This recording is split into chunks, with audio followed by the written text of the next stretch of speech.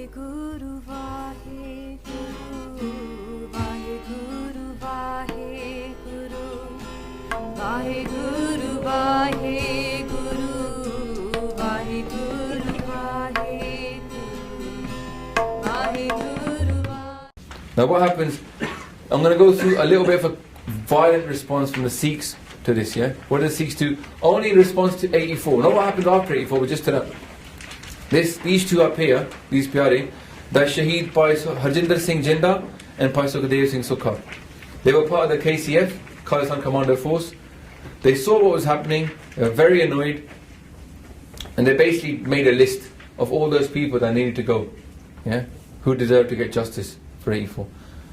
Vaidya, they killed him. He was one of the two generals that basically took up. Brar and Vaidya accepted the attack on Harmandir Sahib, okay, and Sinha was the one that refused. Sinha's interviews are available online, yeah, you can just research, really good ones. We talked about that last time as well. In 1986, in Pune they shot him dead, okay. Arjun Das was a Congress leader in Delhi in 1984. In September 1985 they killed him, okay. Lalit Makkan in 1985, another MP for Congress, they killed him, okay. Also, the biggest robbery at that time in Punjab, in India, of 4.5 million USD, these guys carried out as well. They got arrested in 1986 and 1987, one by one, and they were hung, yeah, in 1992. What's interesting is that the guy, in India, not many people have been hung since in the last 20 years. It's not been a big thing. So the executioner, he wrote about this. First, they refused to appeal and embraced their death. They were sentenced to death. They said, well, go for it. They could have got life if they'd appealed, yeah? But what's interesting is that the executioner wrote an article. Harjinder Singh mentioned it for my secretary. He was saying, he wrote an article, and the executioner was saying that in the last 20 odd years, I've only had to hang 2 people.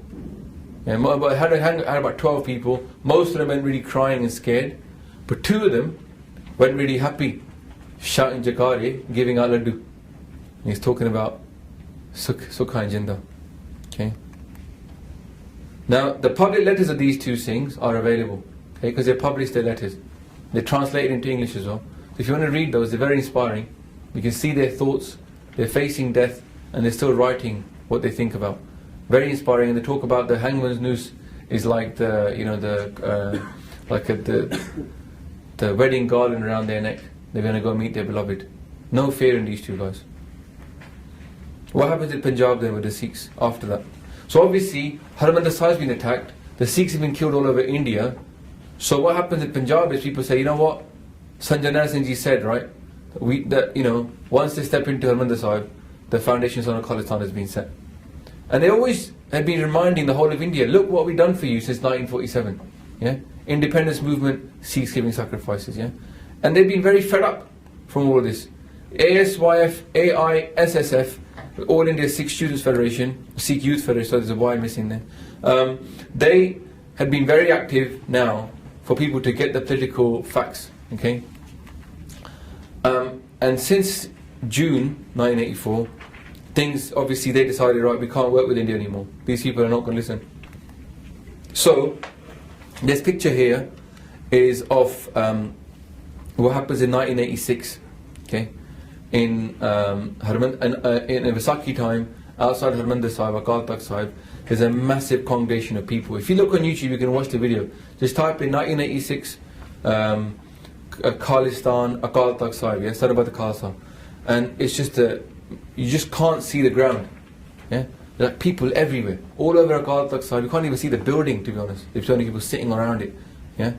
So we're talking tens of thousands of people coming to Harmandir Sahib, and what do they all declare? That from now on, Sikhs are only interested in Khalistan.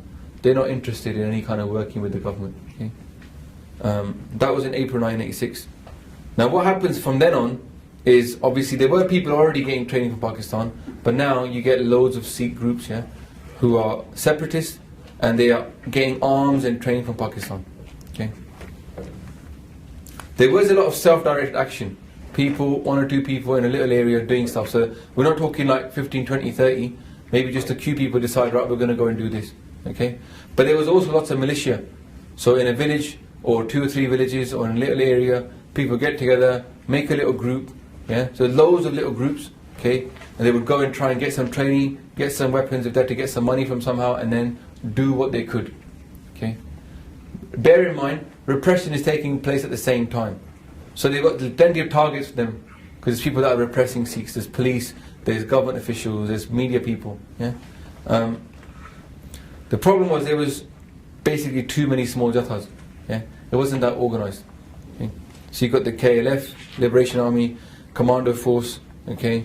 A lot of the times they end up fighting each other as well, a little bit, okay. Groups for one group, other group. There was spies. The famous story I met about one guy who was like his brother, I think his brother had been killed by another group thinking that he was a spy.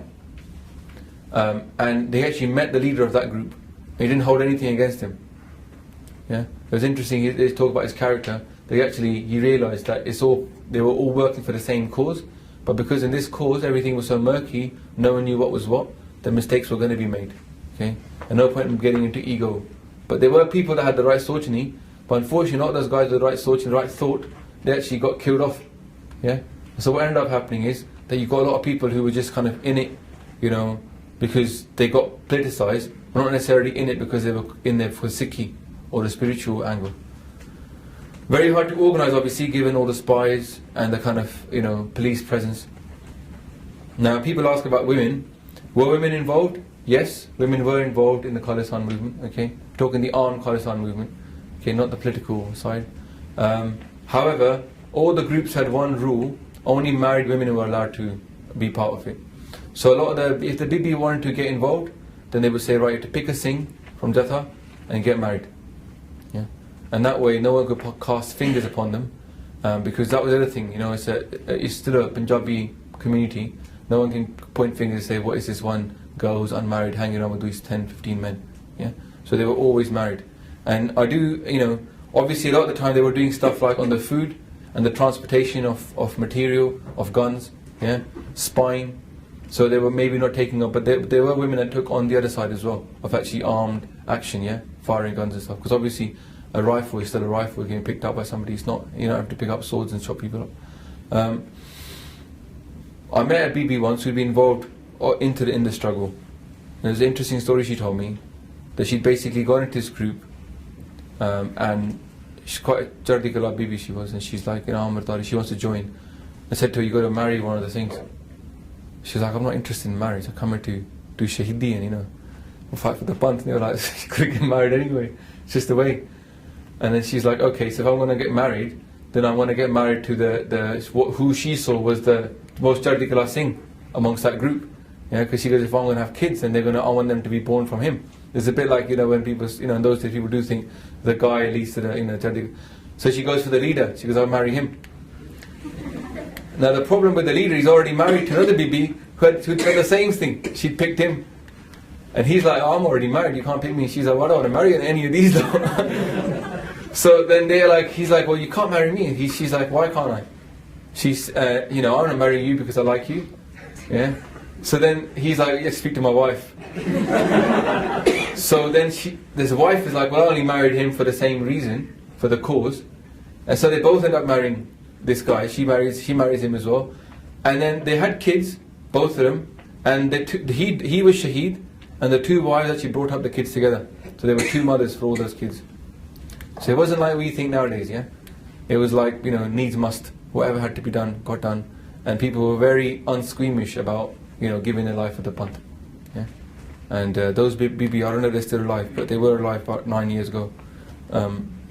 Obviously suffered and been tortured, both of them. Some took part in missions. Now, divide and confuse. Why did I go into this? Because basically, the government's facing a situation where the Sikhs are trying to claim the economic, social rights, yeah? But what they try to do is, since before 84 as well, was make it into a Hindu-Sikh movement, that it was about Hindus versus Sikhs. It was not about Punjab politics, okay, or water, or grain, or land, or anything. So what happens is, they keep on making this Hindu-Sikh split bigger and bigger. They don't want to debate about human rights. And whenever you bring up anything that happened in Khalistan, What somebody else will pipe up. If you do it on YouTube, Facebook, anywhere. But what about this? But what about that? Yeah, what about all the Sikhs that were killed here? What about this? And the thing with it is that's the kind of saying to you that basically two wrongs make a right. And this is the thing you need to point out. Whenever this arguments happen, just two wrongs don't make a right. Especially if it's state sanctioned. If the state is doing the wrong thing, that's completely crazy. Somebody somewhere has to be at least following the rule of law. Okay? And what happens is, which is crazy, is that the government actually arrange for killings of Hindu politicians in Punjab. Okay? So people who they would kill off in order to widen this split. And what they also did is they set up a lot of anti-Sikh rumours and propaganda. And they use the media contacts. So imagine a bus is driving through, I don't know, Himachal Pradesh, yeah? Mountainous area, it falls off a cliff. Happens a lot in India. Happened to my friend of mine was in a bus and the bus in front of him fell off. Just drove off the cliff, yeah? The bus crashes. 38 people died, or whatever, 50 people died. The first press, the first article says, Khalistanis kill 58 people in a bus. Yeah. 2 days later, retraction. Oh, they just died. It was found out it was engine failure in a small place somewhere. You know. So there's propaganda like this again and again and again, saying Sikhs did this, Sikhs did that, and always trying to, het up all the things. What also did it is in Delhi in 1985, May 1985, there was some kind of threat made of transistor bombs. Okay, they found 1 or 2 transistor bombs somewhere. So they had a massive crackdown on all the Sikhs. Yeah, and basically they just again and again create panic and then crack down on the Sikhs. Create panic, crack down, and it looks like the government's doing something. And what happens is the people, when you create this kind of panic, the people think, good, these Sikhs are going to do something. Let's crack down hard. So what you do is you create an atmosphere, right? And then you end up, and it channels your work. 1982, AI Flight 182, in 1985, is coming from Toronto, from Vancouver to Toronto, and from Toronto is coming to India, and while it's flying over the island, it blows up. Yeah, it's basically 329 people died. Air India flight. Now, what they say is, Khalistanis did this. They actually arrest some Khalistanis in Vancouver. Okay, these guys were Khalistanis, yeah, no doubt about that. But they arrested them and said you were responsible. Now, what happens is there's a book written called Soft Target by this guy Kashmiri and McAndrew. And what it says is that the Indian government did that. Yeah. After all this, the Indian government actually plotted, blew up this aeroplane, pinned it on the Khalistanis, so that not even in India, but internationally, we would get blamed as terrorists. Because at that point, the Sikhs were trying to get national support, international support for their cause. So defame them as terrorists. Okay. Sikhs arrested, charged. Many years later, I think not too long ago, they're all acquitted of these charges. Okay.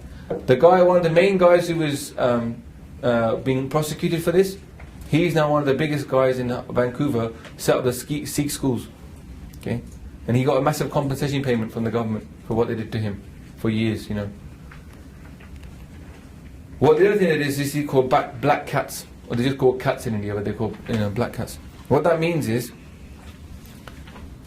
it's called Kali Billi, but what they do is they hire people, okay, criminals. They get criminals, some of them were in jail at that time.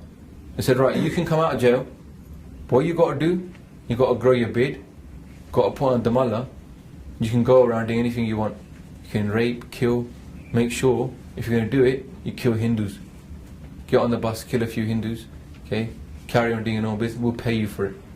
So these people are unofficially employed. I'm going to go into a quote about this because you might think it's crazy. Unofficially employed by the government to create havoc. Most importantly, look like Sikhs. Because you take any old person, Hindu, Bhaiya, whatever, you put a damala on him, put a dadi on him, he looks like a Sikh. Right? Then you get him to do crazy stuff. Okay? Maybe infiltrate some gangs and these spies anyway. But also to carry out atrocities and blame it on the Sikhs. Sully the image of the movement. Okay? And then again and again, people will turn against the Sikhs. The average person will turn against the Sikhs. Now, again, the police also look like Sikhs. But there's one more thing there. The uniform included a turban. So then they can say legitimately, well, the Indian government is not killing Sikhs. Sikhs are killing Sikhs. The police is killing them. Okay? KPS Gill is an example. He say, look, I'm just born into a Sikh family. I'm not a Sikh. Don't believe in God. Yeah. I've got people in my family in India. They're all in the army, police, and all that kind of stuff. Well, not police, but in the army. And they all say, look, just born into a Sikh family. I keep my turban for that reason. But they encouraged it. They encouraged people that were killing Sikhs to put the turban on. Okay. And then obviously the RSS and BJP carry on to aggravate, make the Hindus believe more in nationalism, the Hindu nationalistic movement, and then malign the Sikhs, get the Sikhs annoyed about their actions, yeah, and then paint them as separatists. So this is going on. What do the police and the army do? Okay, first things first, Operation Woodrose. As soon as June 1984 happens, this is June, we're going back a bit, yeah? As soon as June happens, this operation is put into account. What this is it declares Punjab into a troubled area. Okay? The army Baat sheet, which is like an information sheet by the army, it says that the Sikhs, this Punjab is a troubled area, and within Punjab there are these people called Amritaris. And basically, these Amritaris are extremists and criminals. It's official doctrine to describe all Amritaris as criminals. Okay? 100,000 Sikh men within 4 to 6 weeks of June 1984 are arrested. Okay? All of these men are between 15 and 35 years old. Okay?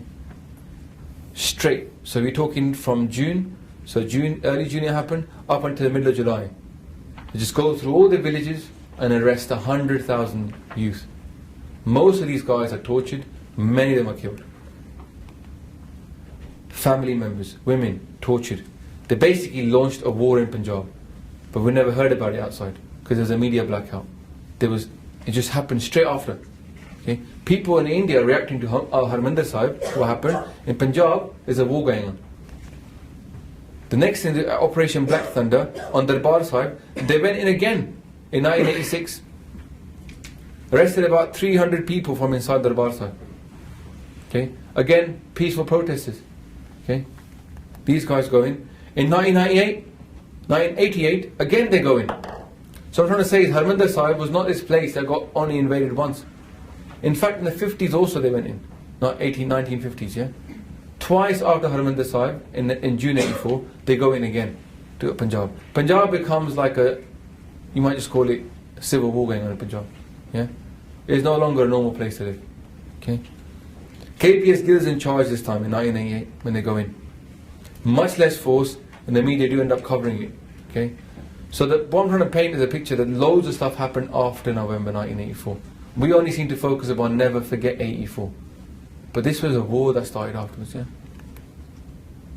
Now what happens in that time when they invaded 1988? They arrested 250 men.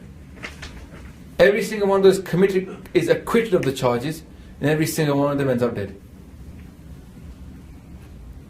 So even when they charge people, they arrest them, take them to court, the court say this person is not guilty, they kill them anyway. Okay? What they do is, in this Operation Woodrose and afterwards, they arrest people, take them to court, they get acquitted, because they're not guilty. Then, they pick them up as soon as they come out of court. The guy's walking out of court, free man, arrest him again and kill him off, because they failed to get him convicted. Okay? The police complained to the courts that the courts were acquitting people but not informing the police that they were going to be acquitted and would be free to walk out, so they couldn't arrest them again. They need to tell us when you're about to acquit somebody.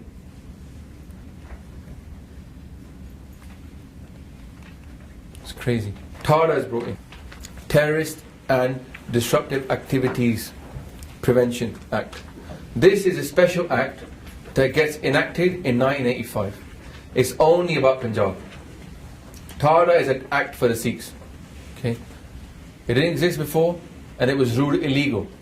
But from 1985 to 1995, when the movement kind of got killed off, this act is used. It's only really used in Punjab. It's applied all over India, but it's made for us, this act, yeah? Okay? What it says is you can arrest and detain someone, anyone, without charge for up to 1 year. Just pick them up. Okay? Confessions to the police, okay, under duress, under torture, are admissible as evidence in court. Professor Puller went down under TADA. He retracted his confession, right? Because he was tortured. But it was under TADA and it was admissible. Secret courts are set up. So you don't have to be, it doesn't have to be reported in the public what's happening. Okay? Witnesses are allowed to be Govt. They can be secret, no one knows who they are. Okay? And the principle is you are guilty until you are proven innocent. So the person must prove that they are innocent of the charges of anybody who is suspected of terrorism is allowed to be arrested and kept in, and they are now guilty until they prove themselves innocent. Okay? TADA also allows the police to suspend the right to life of these terrorists. So the Geneva Convention gives you a right to live. They can suspend that right, so they can kill you. You don't have the right to life anymore. Okay? So 76,000 people are arrested by 1994. This is separate from Woodrow's, by the way. This comes in after Woodrow's is over. Okay? So another 70,000 arrested officially.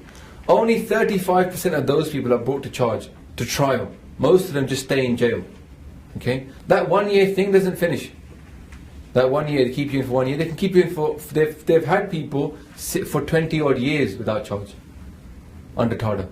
Okay? TADA is lapsed and still people are in prison for TADA.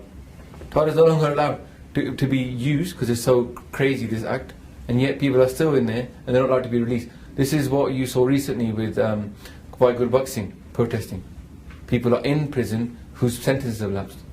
Now, of these 35% that are actually brought to charge, 95% of those people are actually acquitted. It's totally tenuous, the people they picked up. This is how they make people that die in India, yeah? Disappear. Just pick up anybody.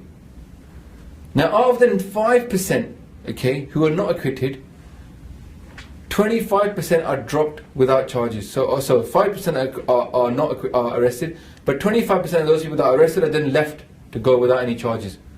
They kept some in prison, let some go after tortured them. Yeah, very few people actually got to prison, got to court.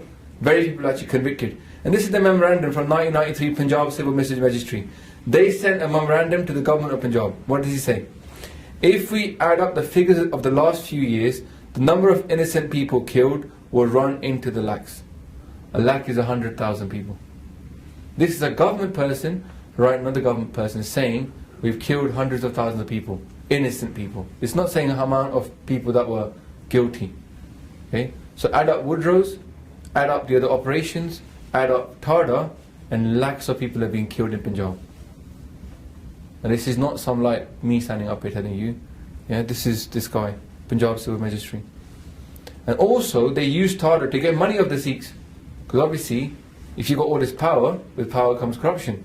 They see somebody who's from a good family, parents are wealthy, arrest him, stick him in jail. Parents are told, right, you want him out? Gonna cost you. Yeah? 2 lakh rupees kar do, 3 lakh rupees kar do. Yeah?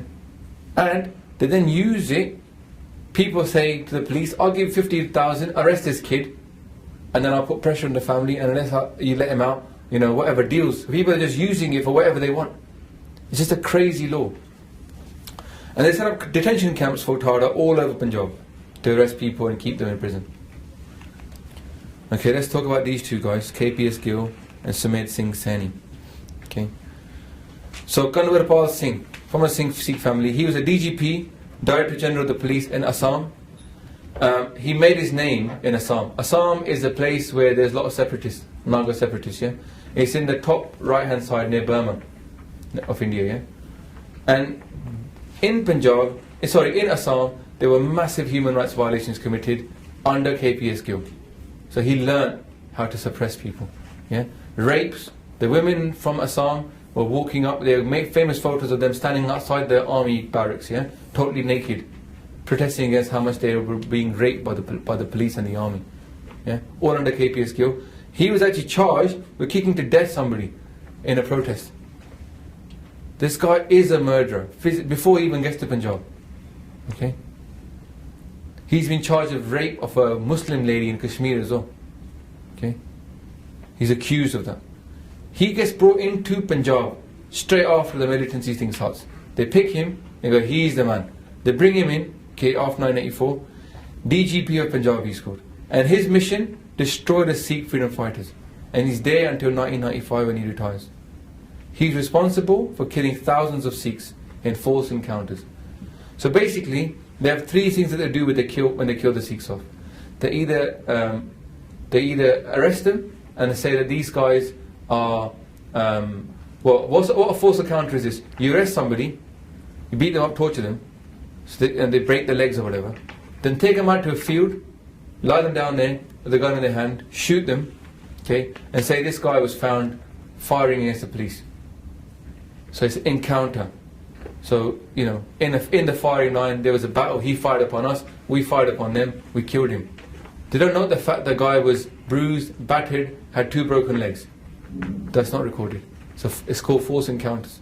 Okay? Tortures, electric shock, humiliation, rape in front of the family. These are his favourite kind of things. He led Op Thunder in 1988. He's arrested. This guy has actually been convicted of sexual harassment. He was at a party after 1995. He was at some kind of, you know, big shot party. Loads of Indian politicians. Some lady was there who was who had connections as well. He molested her at the party, thinking he could get away with it. She reported him. She had connections. She had him charged and convicted of sexual harassment. If this guy did this in a party where he was surrounded by people, what do you think he would do in a prison cell when the people there were not going to do anything? Okay. He's responsible for the murder of Jaswant Singh Kalra as well. You know that movie Sada Haq, where there's that kind of glasses wearing chubby journalist who's picked up and killed. Okay, that's Jaswant Singh Kalra they're talking about. Jaswant Singh Kalra, I'll talk about him in a little while. This guy, Jaswant Singh Kalra, basically was trying to find who had been killed, and he looked into cremation numbers. I'll get to it in a second. But he was the guy that he met Jaswant Singh Kalra. Okay, on the night he was picked up by the police, he was taken to a house, met Jaswant Singh Kalra, couldn't convince him to change his work, to leave that work, and the next day Jaswant Singh Kalra is dead. He invented something called the Govt doctrine. This guy, by the way, currently is running a big post for anti-terrorism in India. He's in the training school for the Indian police. So he actually heads up a whole institution which trains policemen in India. Okay? And he's got a doctrine. He's like an academic now. Okay? He's published his doctrine. And what it says is this: it is possible to quell a rebellion without dealing with any of the root causes of that rebellion, by just using brute force and humiliation and rape and torture. So he proved it in Burma, and he proved it in Assam, and he proved it in Punjab. So there's no shame on this guy. He's like, this is how you do it. If you don't want to deal with the root causes, this is how you quell a rebellion. Okay? Sumer Singh Saini. His middle name is Singh. He's now the DGP of Punjab. Punjab is the only state in India to have 11 DGPs of police. Yeah? Most states have like 2. Punjab's got 11. Because what you got to do is you got to promote people. If they're your best murderers, your best rapists, the best killers, you're going to have to promote them to give them that rank. So Punjab has got all these DGPs. Yeah? He joined 1982. He's very quickly promoted for killing Sikhs, becomes SSP. Here's 2 examples of what he did. Yeah? WhyGuru Singh Kanpura was a non-violent activist. Yeah? He warned him again and again, stop what you're doing. Sumer Singh Saini warned him, stop what you're doing. He didn't. He turned out one day to WhyGuru Singh Kanpura's house. He's not in. Sumer Singh Saini posts his men outside, goes inside with his men. Personally, he shoots his dad, his mum, his Masi, 3 kids of the Masi, 5-year-old, 3-year-old and a 10-month-old baby, yeah, and the sister of WhyGuru Singh Kanpura. He personally killed these people in the house. Okay? None of these guys were armed. He killed the dad and the chacha of Professor Pullu. Okay? He warned him as well. Okay? Professor Pullu actually was another one. There's another guy called Pai Badal Singh Jadana. Saini was targeted in a bomb attack, in a car bomb attack, okay, by the Singhs. He survived it, and they pinned it all on this guy, Balwant Singh Jadana. He was not responsible, but they pinned it on him, okay. And Sumer Singh said he killed his gran, his aunt, his cousin sister who's 13 and nephew who's 5 years old. They just did what they did. They just did what they wanted. Okay? And the more they killed, the more they terrorized, the more they were promoted. This guy is now one of the most senior police officers in Punjab. They brought him back in. He was not in Punjab. When the recent things happened with Balwant Singh and everything, he then got brought back into Punjab. In 1987, after all of this work, he gets awarded the highest award a police officer in Punjab can get. It's down there, you just can't see it. I don't know why it's not. Maybe it's on your slides. Okay. Police torture. This just to show you that some of this stuff is not just some guy or a couple of people making it up. This is a book called Lives Under Threat, a study of the Sikhs coming to the UK from the Punjab. This is published by the Medical Foundation for Torture Victims, okay, in 1999. The reason it was published is because the British government was rejecting all the asylum claims of the Sikhs from Punjab. They were saying this is not possible, India is a democracy. So these guys went around interviewing all these people that were claiming asylum to verify their stories. And what they found was a remarkable consistency in what they described about torture. And they just examined them because they're a medical foundation for the injuries to these peoples, to their arms, to their shoulders. Okay? And they've drawn this. So this thing is available online. You can just download this document. Okay? It's a little pink book, if you might have seen it somewhere. It's handed out quite a few times as well. And these are the pictures in there. Okay, sorry they're black and white because I couldn't find the colour one. On the right, top, far left, this is called the aeroplane. This position. It severely damages the shoulders. So people are not able to use their arms properly. If you're a man, you can't use your arms properly, you've lost half your mardangi. Okay, you can't do anything for the family, you can't pick up your kids. Right? What you see on the far, there, with the guy standing on top of the stick, that's called the kotna. Okay? They will roll that wood up and down the guy's thighs until the muscle was pushed back to the bone. So this person was now crippled, they could hardly use their legs. Okay? What you see there with them putting the legs apart, that's called a chirna. And they rips all the leg muscles up again. Notice with all of these things, these are all internal injuries. You do not get bruises for these. Yeah? You can't see these things. They heal very quickly on the outside of the skin. What you're left with is muscle damage, okay, for a long time. And obviously, electrocution of testicles and stuff like this happens big time. Okay? And then what you see also is the reverse kotna, where they put the legs there and again he's lying upside down and they're stepping on his hands, stepping in, and they're breaking his, so they can't use their knees. All things designed so you can't show it, you can't prove it, and yet it happened. And the British government is rejecting the claims of these people because they turned up looking physically okay, and yet all this stuff had happened to them. And this is remarkable. All the people that were picked up by the police had this done to them. It's not like one-off couple of people. Hundreds of thousands of people had this happen to them. Gyani Sher Singh, if you've been a Katha watching, same thing happened to him. They just picked up random Singhs. Whoever was a Singh was picked up. Whoever was even a trim Singh was picked up. Yeah? If you weren't walking around with a bottle of alcohol in your hand and saying, screw Khalistan, you were picked up and done over. Okay, non-violent responses. These two people you've heard about, I'm going to go through them because you should know about them. Okay? Jaswant Singh Kalra, he is part of the Akali Dal, and his main thing is to be part of the human rights wing. He's a lawyer by training. I said to you earlier, people were disappearing in Punjab. Just picked up and never came back. There were 3 ways to kill the Sikhs. Okay? First one was a fake encounter. Pick them up, torture them, get what you can out of them, take them to a field, okay, and then just kill them.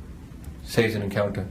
If you don't want to do that, because the guy was obviously not an armed person, then just take them to the canals, behead them. If you watch that video that was done by Insaf recently, by the guy that turned against the police, he talks about you shoot them, cut their head off, and throw the body cut their hands and their head off, so they couldn't be identified, and just throw the body into the canal. Now Punjab has 50,000 kilometers of canals. Okay, what was happening is that the canals were getting so full of bodies. Rajasthan was complaining to the Punjab government, stop putting bodies in the canals. official letter from Rajasthan government to Punjab government, 2 million dead bodies in the canals. Okay. The last thing was just to cremate the bodies. That's how you get rid of bodies, just cremate them. Now here's just one thing Kalra found about cremations. Okay. The reason I tell you these three is because he just looked at only one of the 3 ways they killed Sikhs. Okay. And what he found was that every one of these cremation grounds, okay, they had if there are bodies that were found that were unidentified, let's say somebody died, no one turned up for his body, they would get cremated by the government. Now they wouldn't record the name of the person or anything.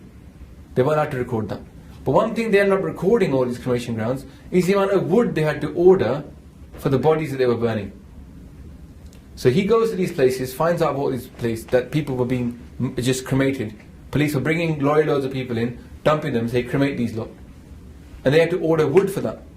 So he could extrapolate from the wood how many bodies were being burnt. And it was a massive spike, obviously, post-84, of people being killed and burnt. Okay? And he recorded all this only in one small area. So bear in mind, in one small area, he recorded what happened out of one of the 3 ways people got killed. Okay? And then he went around with this documentation, travelled the world. His speech in Canada is on YouTube, kind of bring attention to what was happening in Punjab, to disappearances.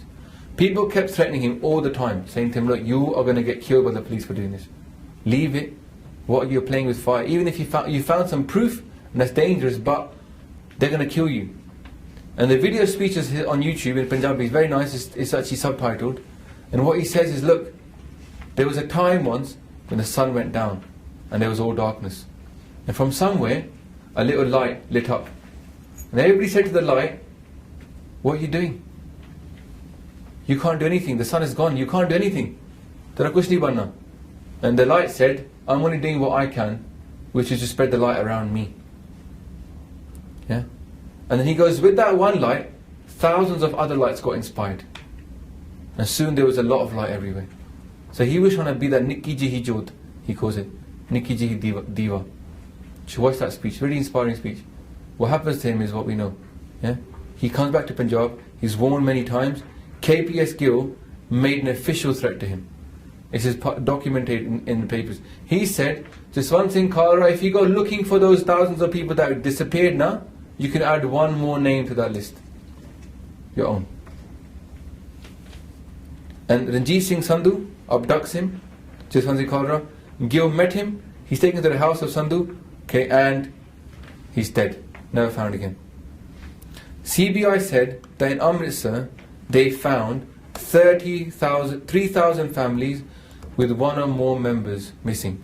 That's in just Amritsar alone. 3,000 families. Okay? That's 3,000 plus dead in Amritsar. Extrapolate that to all of Punjab and you've got hundreds of thousands of people gone. No record of these people. Bullar was a lecturer and political activist. He was into politics. Not a human rights activist, he was a lecturer at university. He saw what was happening around him, he decided to speak up. He was warned, don't do this, stop. As I said to you, Sumit Singh Saini killed his father and his chacha. Okay? He was warned, he's next. And then he's framed for a bomb blast. This guy is not some kind of master criminal, yeah? He's just a lecturer. That's why he didn't fare well when they tortured him. Okay? Because he's not trained as a military man. He escaped to Germany, okay, from Punjab. He's sent back. The government of Germany ruled that they should not have sent him back to India. Yeah? He should have been given asylum. He's tortured under TADA. They get a confession out of him. He later denied that confession, but on the basis of that confession, they actually convicted him.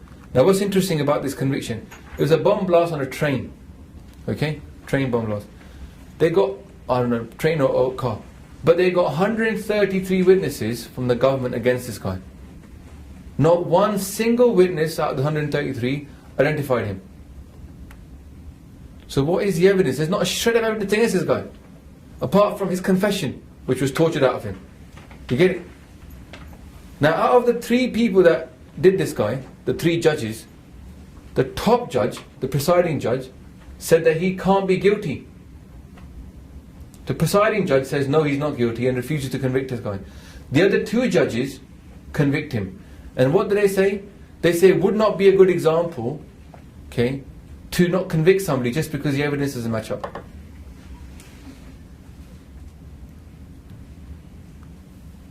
The prosecutor who prosecuted this guy is now one of the people who asked for him to be freed when the recent thing was happening in Punjab, in London. Yeah? And in India, the prosecutor was saying that I don't think he was guilty. Even though he prosecuted him and got him convicted, the prosecutor was against him being given the death sentence. So what you've got is police, army, okay, government, central government, judiciary, okay, and on top of that, the social things are still there, the food, the farmers' debt, the water, okay, the drugs, alcohol, all of this is still going on.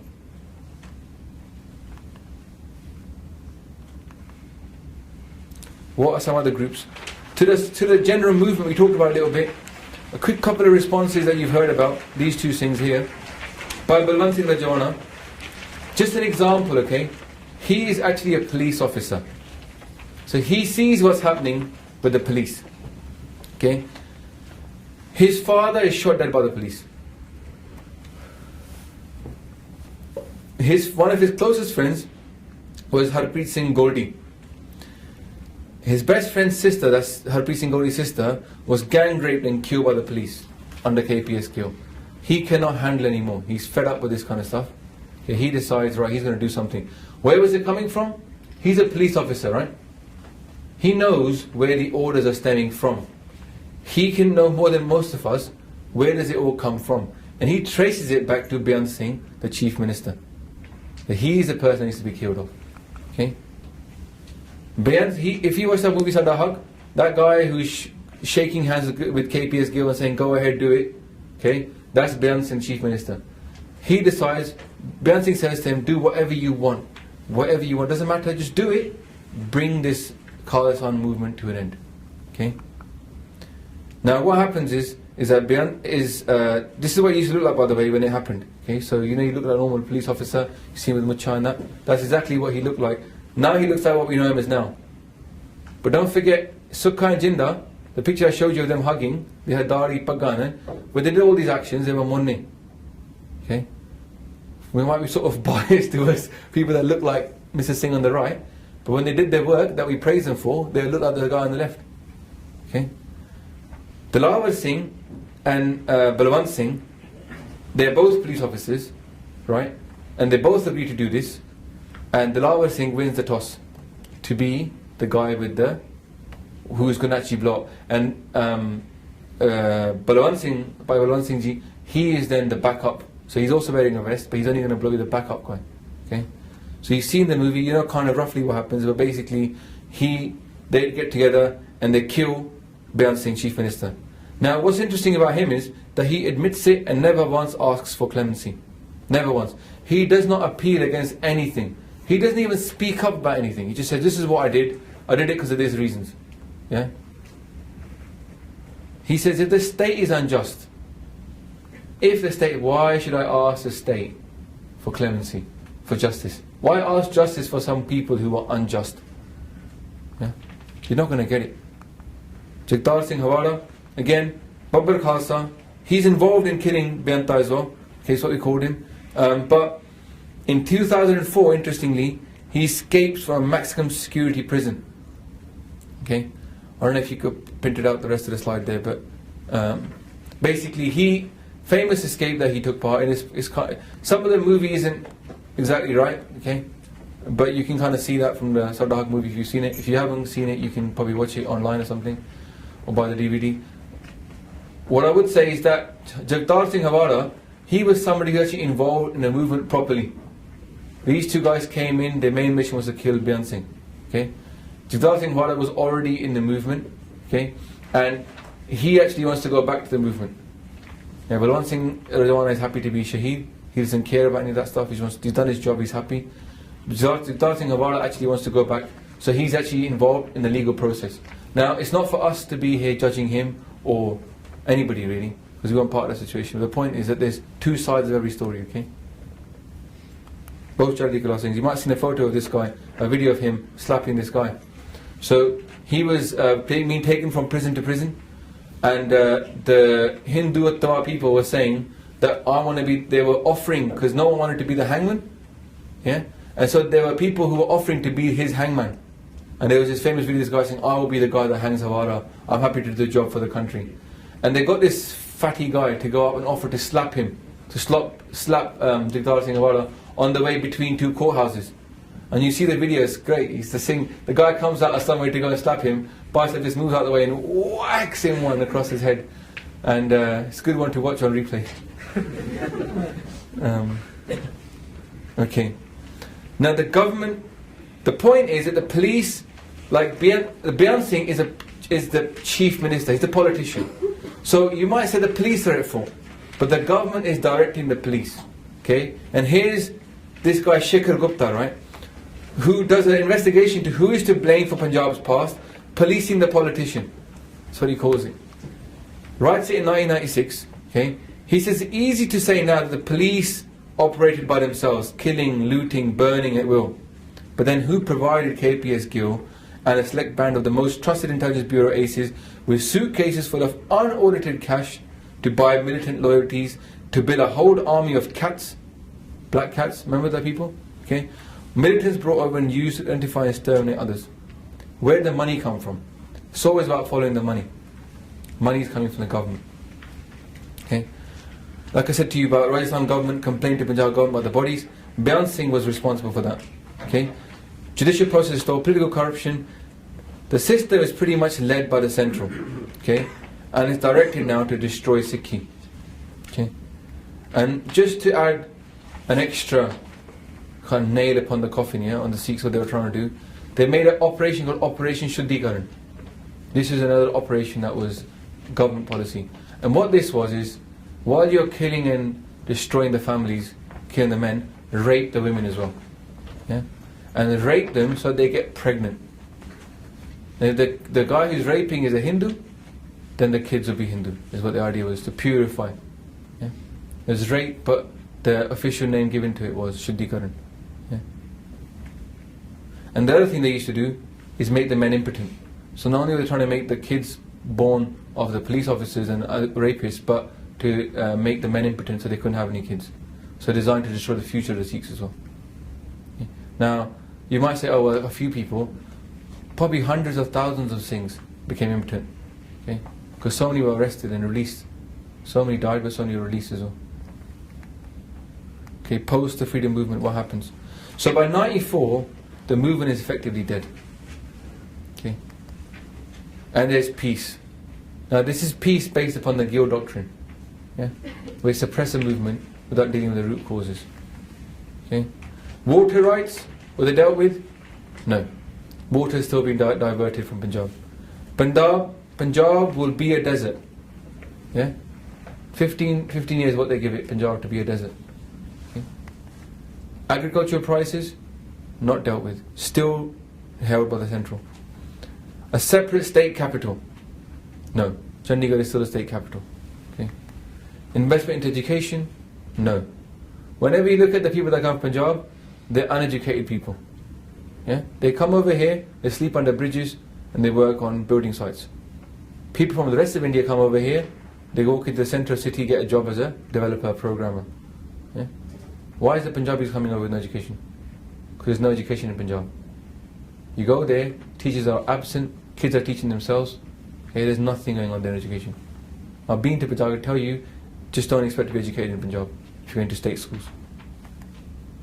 Is the spiral of lending and debt being dealt with? No. The government in India has enough money to lend to farmers without them going to these loan sharks to get loans. Half the problem is the loan sharks.